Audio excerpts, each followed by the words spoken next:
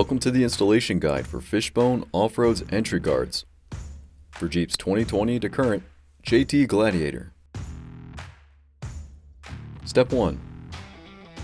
With a vehicle paint safe cleaner, clean the entryways free of dust and debris to help with the installation. Step 2. Each guard is side specific and the orientation can be determined using this chart. The longer pair are installed in the front entry, while the smaller being for the rear. The driver and passenger orientation can be determined by our logo and the square caps. On one side, the Piranha logos should be facing one another. Starting with the front guard, remove the adhesive backing. And count 5 arrows from the rear, and place the guard so that the entryway seam lies between the 5th and 6th arrow.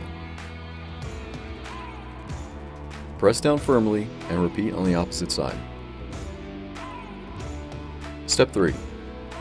For the rear guard, pull the adhesive away. Count 2 arrows from the front and place the guard so that the entryway seam lies between the 2nd and 3rd arrow.